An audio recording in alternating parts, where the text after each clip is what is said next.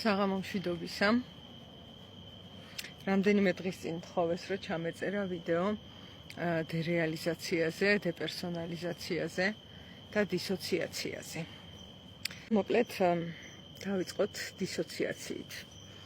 როგორ ხდება, ესე იგი დისოციაცია რა არის ჯერ? დისოციაცია არის, როდესაც ადამიანი არის მაგალითად რაღაცა გარემოში და უცებ ყველაფერი ებსგავსება თითქოს სიზმარს, არაფერი აღარ გავს საკუთარ თავს ვეღარ შეიგრძნობს, ვერც სხვა ადამიანებს აღიქვავს და რაღაცნაირად დაყუდების თუ გათიშულობის განცდას ატარებს და ყველაფერი არის გაბლარული, ანუ ბუნდოვანია.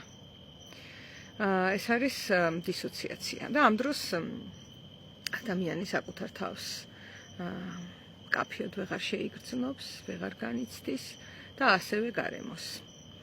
და მისი სული სადღაც შორს, ესე ალეგორიულად რო წარმოვიდგინოთ, სადღაც შორს არის მისგან დაფრინავს სადღაც შორს. მასში არ არის. ეს როცა დისოცირდება, როდესაც არის დერეალიზაცია, ამ შემთხვევაში ძირითადი საკითხი არის, რომ გარემოში არსებული და საკუთარი თავიც, მათ შორის სხეული და ასევე გარემო აღარ გავს რეალურს. ადამიანი პერცეფციას ვეღარ ახორციელებს რეალობის ისე მკაფიოდ, საღამომშვიდობის კონსტანტინე. და დერეალიზაციის დროს შეიძლება საგნებს ანიჭებს უფრო დიდ ზომას, ან უფრო პატარა ზომას, ესე პირობითად ვამბობ, ვიდრე ისინი არიან, ან სხვა მნიშვნელობას ვიდრე არიან, ან საერთოდ განცდა აქვს, რომ რაღაცა სხვა განზომილებაში მოხდა თუ ყოველ შემთხვევაში რეალობა რამდენად არის ეს ყველაფერი, როგორც საკუთარი ისე გარე რეალობა არის დაკარგული ამის კომპასი და აღქმა. ესე იგი, რა იწევსო ამ ყველაფერს და აქედან როგორ შეიძლება რომ ადამიანი გამოვიდეს. ხო, დეპერსონალიზაციაც ასევე არის სიტუაცია, სადაც ადამიანი საკუთარ თავს, მეს ვეღარ განიცდის ისე მკაფიოდ, ესეც ბუნდოვანი ხდება მისთვის. ვინ არის ის, რო კითხო, ეს გაურკვეველია. შესაძლოა დეპერსონალიზაციის ესეთი ფორმაც იყოს, რომ ვიღაცა სხვად განიცდება საკუთარი თავი. საუბრობ თემაზე დისოციაცია, დერეალიზაცია და დეპერსონალიზაცია რა არის, როგორც ტერმინები და მათგან გამოსავალი რა არის. დეპერსონალიზაციის დროს შეიძლება რაღაც წარმოსახვები კეთდებოდეს, თუ ვინ არის ეს ადამიანი. აქ და ამჟამად და მოწყვეტილი იყოს ისევ საკუთარ რეალობას. ეხლა როგორ ხდება ეს სამი მდგომარეობა ერთმანეთს ძალიან გავს, ხო? აღსანიშნავია, რომ სამივე ჯანმრთელი ადამიანისთვის რაღაც მომენტებში დამახასიათებელია. აი მე ჩემ თავზე გამომიცდია, რომ ავტობუსში როცა ვგზავრობ, საკმაოდ დისოცირებული ვარ მაგ დროს. გაფანტული ვარ და თუ მუსიკასაც უსმენ, შეიძლება საერთოდ გაჩერება გამომრჩეს. რამდენჯერმე მომივიდა ეს და სხვაგან ჩამოვედი. თუ მუსიკას არ უსმენ ნაკლებად, მაგრამ მაინც ისე ვარ ხოლმე, რომ აი სადღაც ვძაბავ ჩემ თავს, რომ გაჩერება არ გამომრჩეს, თორე გამომრჩება. ეს ნიშნავს, რომ საკმაოდ გაბუნდოვანებულია და რაღაც გარკვეულწილად დასვენების განცდა მოაქვს ამას. ეს როდესაც ესეთი დოზა არის, აქ საგანგაშო არაფერია. მაგრამ როდესაც დღე-ღამის მანძილზე განიცდება დისოციაცია ძალიან ხშირად და მაშინ განიცდება დისოციაცია, როცა ადამიანს ყველაზე ნაკლებად სურს და ურჩევნია, რომ პირიქით იყოს მობილიზებული, აი მაშინ არის შემაწუხებელი და წარმოადგენს სირთულეს. რა იწევს ის, რომ არის ადამიანის, ყველა ადამიანის ცხოვრებაში არის ასე კი, როდესაც ის არის უძლური გარემოს მიმართ და აბსოლუტური უძლურებიდან იწყება საერთოდ ადამიანის სიცოცხლე და ნელ-ნელა ის იკრებს ავტონომიას და ძალას, რომ შეძლოს უპასუხოს გარემოს. მაგრამ საკმაოდ დიდხანს ვერ პასუხობს და არის ასეთ დროს მოწყვლადი. თუ გარემო, მისი მშობლიური გარემო, სადაც წესით უნდა მშვიდად ყოფილიყო, მას დიდ ზეწოლას ახორციელებს მასზე, როგორც მოწყვლადზე და როგორც სუსტზე და ზეწოლა შეიძლება ბევრნაირი იყოს. შეიძლება იყოს ის, რომ მას პირადად არავინ ეხება, მაგრამ თვითონ გარემოში არის დაძაბულობა. მისი ოჯახის წევრები ერთმანეთს ემუქრებიან, გარკვეულწილად კონფლიქტები აქვთ ისეთი, რომ მისთვის აუტანელია. შეიძლება ემოციური არასტაბილურობა აქვთ და ამას მასთან აზიარებენ. ეს ყველაფერი იწვევს შიშს და იწვევს ტკივილს, ემოციურ ტკივილს. გინდათ სულიერი ტკივილი დაარქვით და ასეთ შემთხვევაში დაიწყება ფსიქიკაში დაცვის მექანიზმების გააქტიურება. ეს დაცვის მექანიზმების აბსოლუტურად დოზირების მიხედვით საჭირო მოვლენა არის და კარგი, თუმცა მაღალი დოზის შემთხვევაში ისიც შემაწუხებელია. და კონკრეტულად დისოციაცია ხდება როგორ? წარმოიდგინეთ, რომ თქვა 5-6 წლის ბავშვი არის სახლში, ხდება რაღაცა მისთვის კატასტროფული. ისეთი კონფლიქტია, რომ გადასცდა ყველანაირი უსაფრთხოების ზღვარი დაირღვა და არის შეშინებული, არის საშინლად მოწყვლადი, არის დამალული და ასე შემდეგ. და თუ ესეთი შეშინებულია და თუ ესეთი საშინელება ხდება მის გარშემო, ბავშვი ასევე მაგასაკში გრძნობს, რომ მას არ აქვს ძალა. ის არის უძლური. საერთოდ ერთი არაჩვეულებრივი ადამიანისგან მსმენია, რომ ბავშვს არ აწყენინო. ეს ძალიან მნიშვნელოვანია, რომ ბავშვს არ აწყენინო, იმიტომ რომ ბავშვი არ არის იმ მდგომარეობაში, რომ თავი დაიცვას. და ვინაიდან არ შეუძლია თავის დაცვა, თუ აწყენინებ, ორი რამ შეიძლება მოხდეს. პირველი ის, რომ მან გულში ჩაიხვიოს ეს ყველაფერი. ეს ფიზიკაა, ვერაფერი გაქრება, ხო? პირველი ვარიანტია გულში ჩაიხოს და სამომავლოდ ბომბზე ზის, რომელიც გააქტიურდება აუცილებლად ასე ან ისე სხვადასხვა ფორმით. და მეორე ვარიანტი არის, რომ იმისათვის, რომ აღარაფერი იგრძნოს, უკვე გულში ჩახვევის რესურსიც აღარ არის და იწყება დისოციაცია პირობითად. ერთ-ერთი ვარიანტი. რა არის ხა დისოციაცია? აქ არის ბავშვი ფიზიკურად აქ არის, მაგრამ ფსიქოემოციურად ვერ უძლებს აქაურობას და მთლიანად ფანტაზიის სფეროში გავა. ამასობას ჩემი ძაღლი ეჩხუბება სხვა ძაღლს. ხო და დისოცირდება საკუთარი თავისგან სამწუხაროდ და მე აქ არა ვარ. რაღაც გრიმების ზღაპარიც მახსენდება. ეს მე ვარ თუ ეს მე არა ვარ, კითხულობს ერთ-ერთი პერსონაჟი. აი ესეთ მდგომარეობაში იქნება, იმიტომ რომ მისი ფიზიკური მდგომარეობა რომ მტკივნეულია და ამის დატევაც რო არ შეუძლია და არც პასუხის გაცემა, რაღა დარჩა და თავის ფანტაზიებით, თავის წარმოსახვებით სიზმრისეულ სამყაროში გავა და იქ არის. დაბალი დოზის შემთხვევაში უბრალოდ წარმოსახვებს შეიძლება აკეთებდეს, საშუალო დოზის შემთხვევაში შეიძლება აკეთებდეს წარმოსახვებს და ვეღარ გრძნობდეს, რომ აქ არის ფიზიკურად და მაღალი დოზის შემთხვევაში უკვე ეჭვი ჩნდება. მართლა ჩნდება ეჭვი, აქ ვარ თუ აქ არა ვარ. იმდენად გაქცეულია ადამიანი იმ რეალობიდან, რაშიც არის და აი ამას ასე იწვევს გარემო ადამიანში თავდაპირველად დისოციაციას. თავიდან ასე არის. შემდეგ რაღაცა ასაკში, საერთოდ რას მოსთხოვს სამყარო, ყველა ცოცხალ ორგანიზმს, თუ გიფიქრიათ ამაზე. აი ნებისმიერ სიცოცხლეს რა დავალება აქვს, ასე ვთქვათ, სამყაროსაგან თუ ღმერთისგან თუ როგორი გადასახედითაც გინდა გახედეთ, ყველგან დაინახავთ ამას. ყველა ცოცხალ ორგანიზმს ევალება განვითარება, ზრდა. თუ ორგანიზმი არ ვითარდება და არ იზრდება, და მეორენაირად შეგვიძლია ეგრეთ წარმოვიდგინოთ, რომ სიკვდილისკენ მიდის ეს ყველაფერი. მაგრამ სიკვდილისკენ მიმავალი გზა, ასე ვთქვათ, დავალებული რაც არის ზრდა და განვითარება. და არა უკანსვლა და დეგრადაცია. დეგრადაცია არის ენტროპიის კანონზე დამორჩილება და სასიცოცხლო ქმედება არ არის. სიცოცხლე არის ენტროპიის დარღვევა და ზრდა და განვითარება, ხო? და თუ ეხა რაღაცა ასაკში დადგა ეს ზრდისა და განვითარების ინსტინქტი ისე გამოვლინდა, რომ უკვე პასუხიც შემიძლია გავცე და თუ იმ ასაკამდე ისე არ მოახდინეს ჩემი დისოციაცია, რომ საერთოდ ვეღარ გრძნობ და აპათიაში ვარ და მე ვარ თუ მე არა ვარ, ეს გასარკვევია, ამ შემთხვევაში შეიძლება გაცნობიერება დაიწყოს. საერთოდ ეს განვითარების საფუძველი რაღაც ასაკამდე ინსტინქტებს ეფუძნება განვითარება და რაღაც ასაკის მერე უკვე საჭიროებს ადამიანი ყოველ შემთხვევაში საჭიროებს გაცნობიერებას და ამაშია მისი ზრდა და განვითარება. თუ არა და გამოდის რომ მან ზრდა და განვითარება შეაჩერა და ეგ უკვე ნიშნავს დეგრადაციას, ხო? და გაცნობიერება რო დაიწყება, მაგ შემთხვევაში, როცა დისოცირებულია პიროვნება, შესაძლოა მან მედიტაციით, თვით გამორკვევით, საკუთარ თავზე დაკვირვებით, მისი სხეულებრივი შეგრძნებების აღდგენით, ნებაყოფლობით საკუთარი თავის დისკომფორტში ჩაყენებით, არ ვიცი, ცივი შხაპის მიღებით, მსგავსი ადამიანების ძიებით და მათთან ერთად განვითარებით და ასე შემდეგ. ეს დისოციაცია პირიქით გამოიყენოს როგორც საწვავი, როგორც ნავთი იმისა, რომ აინთოს დიდი ცეცხლი ზრდისა და განვითარების. ყველა დაცვის მექანიზმში, ყველა ფსიქიკურ დარღვევაში, ყველა სირთულეში, რაც ადამიანს აქვს, არის ენერგია, რომელიც შეგიძლია რომ საწვავად გამოიყენო. განვითარების საწვავად.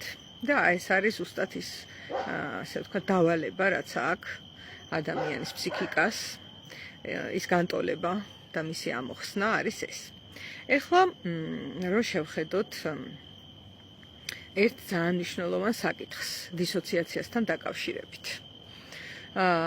არ ვიცი, აი ძალიან დიდი ხმით თუ მკვეთრად და მკაფიოდ თუ აი როგორ გაუსვა ხაზი, რომ ეს არის უმნიშვნელოვანესი, ეხლა რაც მინდა რომ თქვა და ამისი მნიშვნელოვანება არსად არ არის ხოლმე გამოკვეთილი აგრერიგად, როგორც კარგი იქნებოდა. მინდა რომ აი რამე ძალიან დიდი ხმის გამაძლიერებელი მქონდეს და ეს დავიღრიალო, რომ თელმა არ ვიცი ქალაქმა თუ მსოფლიომ თუ ვინც გინდათ გაიგოს. რომ ერთი ძალიან მნიშვნელოვანი წინადადება, ორსიტყვიანი, რასაც ამბობს პატარა ბავშვი, არის ესე ჟღერს. მე თვითონ ყველა ბავშვი დედამიწაზე პლანეტის მასშტაბით პატარა ასაკში, როცა იწყებს ცხოვრებას, ამბობს ამ სიტყვებს. მე თვითონ. ძალიან მნიშვნელოვანია, რომ ბავშვს ეს ინსტინქტი გვესაუბრება პირდაპირ მისი არაცნობიერი და ცნობიერი ერთდროულად და გვესაუბრება ასევე სიცოცხლის, ასე ვთქვათ, ინსტინქტი და ნეირობიოლოგია პირდაპირ ამ სიტყვებით და ამბობს მე თვითონ.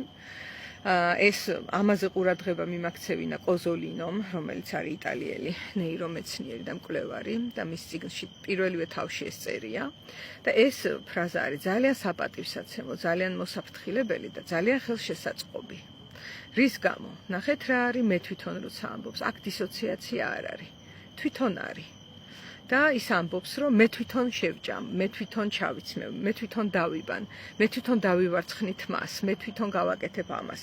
მე შეიძლება თქვას, რომ სადილს მე თვითონ გავაკეთებ, ამ დროს 3 წლის არის, ხო?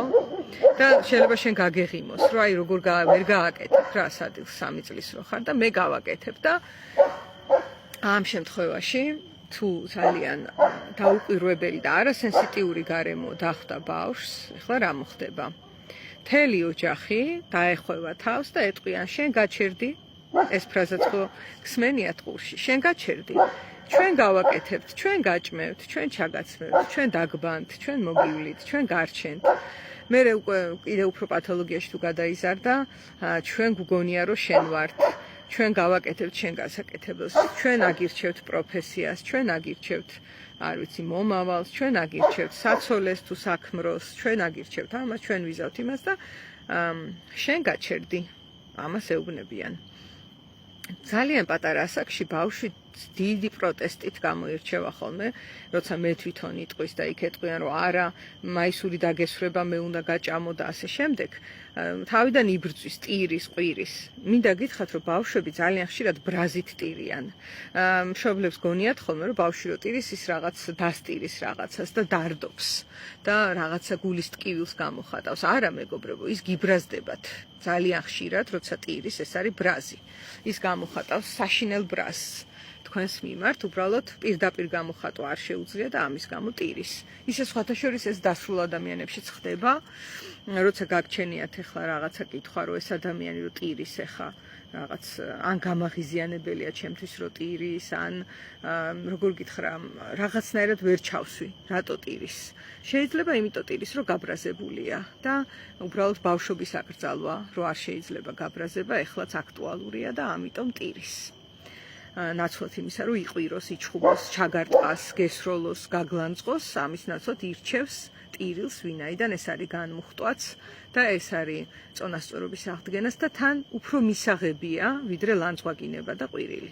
და ტირის. ბავშვობაში ეხა ეს ადეკვატური რეაქციაა, მშობელს ვერ დაუყვირებს და მუშტებს ვერ მოუღერებს ბავშვი. ახლა კიდე ერთი ძაღლიც მოვიდა, ეს გაგვაკლდა. ესეც გერმანულია. ვაიმე. აი, ნახეთ ახლა ღობის აქეთ იქიდან როგორი ვაშკაცია ჩემი ძაღლი. გამოდი აქეთ, გამოდი. გააგდო. ხო და დიდ ასაკში კიდევ როდესაც მე თვითონ უკვე ჩაკლული აქ ადამიანს, იმიტომ რომ აგერ როგორც უკვე თქვი ოჯახმა ზრუნვით და კეთილგანწყობით გაუცნობიერებლად არ მოусმინა ბავშვის აი ამ ღაღაც, რომ მე თვითონ და ჩაანაცვლა ყველაფერში ეს ბავშვი, არ ვიცი, უხეშად რო თქვა, აი გამოთქმა არსებობს, რომ ტრაკი ამოხოცაო რა. ტრაკის ამომხოცავები ყავს. ერთი ვარიანტი ეს არის, ამ შემთხვევაშიც შეიძლება დისოცირდეს. პირველი ვარიანტი ხო თქვი, რომ საშინელი გარემო იყო, შიში ქონდა მას, სტრესი ქონდა, კატასტროფული გარემო იყო მისთვის იმ ასაკში და იყო უძლური, ამ შემთხვევაში დისოცირდა, გავიდა წარმოსახვის სამყაროში და არის იქ. იმიტომ რომ აქ ყოფნა არის აუტანელი, სხეულში ყოფნა არის შეუძლებელი, ტკივნეული. და ამიტომ დისოცირდა. მეორე ვარიანტი არის, რომ შეიძლება ასეთი თავდასხმითი და საშიში არ იყო გარემო, მაგრამ მისი ეს ღაღადი, რომ მე თვითონ გავაკეთებ, პატივცემული არ არის ამ გარემოში, ის აღქმულია რაღაც პარაზიტად. გონიათ, რომ ეს ჩამოკიდებული უნდა იყოს, არადა ბავშვი ყველაფერია პარაზიტის გარდა. აღქმულია ხოლმე პარაზიტად, ხუმრობას მომისმენი ამაზე, რომ აი პარაზიტია მესმის, რომ გარკვეულწილად ისეთ ფსიქოფიზიკურ მდგომარეობაშია, რომ იმხელა რესურსია მისაცემი მისი განვითარებისთვის, რომ კი მიმღებია ენერგიის, მაგრამ ბავშვი პირველივე დღიდან იბრძვის, რომ იქ ფეხი აიდგას, იქ ენა ამოიდგას, იქ რაღაცა გითხრას, იქ რაღაცა თვითონ გააკეთოს, აი როგორ გითხრათ, ცოცხალი გამოვლინებაა აქტიური ადამიანის. ყველაფერს ცდილობს, აქტიურობს რა. ბავშვი პასიურად არ არის. სხვათა შორის პირდაპირ მოწმდება მისი ჯანმრთელობა ასე, რომ წირო სათამაშოს დაუდებ, თუ ბავშვმა ხელი გაწია ეგრევე და დასტაცა, ესე იგი ჯანმრთელია. ანუ გამღიზიანებელზე ის აქტიურად პასუხობს. მაგრამ სამაგერო დიდ ადამიანს შეიძლება წინ დაულაგო რაღაცები და ის თუ დისოცირებულია, ვერც კი დაინახავს, რა მიეცი და რა დაულაგე, სადღაც არის გასული არის აპათიაში, წარმოსახვებში. მე ვარ თუ მე არა ვარ, ესეთი კითხვაა გაჩენილი, ტრაგიკულია. ბავშვობაში ხო ვერაფერს იზამ, მაგრამ დიდ ასაკში არის ვალდებულება, თუ არ ვიცი რა ქვია ამას, სამყაროს დავალება თუ სამყაროს მოწოდება, რომ ადამიანმა მიხედოს თავის თავს და სხვადასხვა ვარჯიშებით, ინდივიდუალური გზით იპოვოს საკუთარი მეს გააქტიურების გზა. აი დაიწყე მაგალითად ამით, მე თვითონ გავაკეთებ და გააგრძელე, რას გააკეთებ შენ თვითონ? მე თვითონ მოვიფიქრებ, მე თვითონ შევძლებ ამას, იმას. აი ძალიან ელემენტარულებიც რო იყოს, ამას როგორც კი ამბობ, კია, მესმის.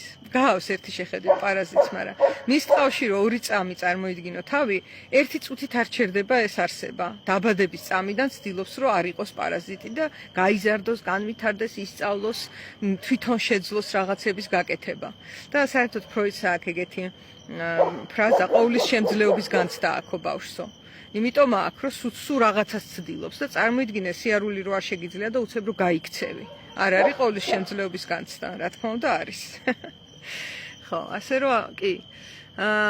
ხო და ამიტომაც ჩვენი დავალებას დასრულობაში ყველას გაგვაჩნია ეს პატარა, ასე ვთქვათ, მიხრილობა.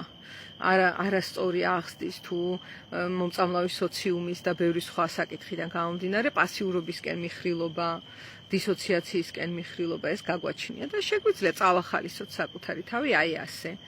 თქვათ, რომ მე თვითონ გავაკეთებ და რას გააკეთებ და რაღაცა გააკეთე შენ თვითონ, არ ვიცი. მურაბა მოხარშე პირობითად და მე როგორც უკვე ვთქვი, სხვა ლაივებში ჩვენს ფსიქიკას გააჩნია წყობა, ანუ განწყობა, უზნაძისეულ განწყობაზე მაქვს საუბარი და ეს წყობა, რომ მე თვითონ შემიძლია და მოვხარშავ მურაბას, გადავრცელდება სხვა სფეროებზე და ნელ-ნელა ადამიანის მე ხდება აქტიური. შემძლე ისევ როგორც იყო ბავშვობაში, ჩვენ ასე ვიბადებით. ჩვენ არ ვიბადებით მართლა პარაზიტულ მდგომარეობაში და ესეთი რაღაცაც მომისმენია ხოლმე. კი, ყოველთვის შემძლეობის განცდა მოდის, იმიტომ რომ ძალიან დიდი გარღვევები კეთდება, თუმცა რეალისტური არ არის. ღმერთო კიდე მოვიდაც უგან. მოკეთ ახლა დაგემშვიდობებით, თორე დავაიგნორე ეს ჩემი ძაღლი ძალიან და სხვათა შორის ალბათ შესამჩნევია როგორ შემიძლია დავაიგნორო მისი ყეფა. წავედი. ეს მინდოდა მეთქვა. დროებით.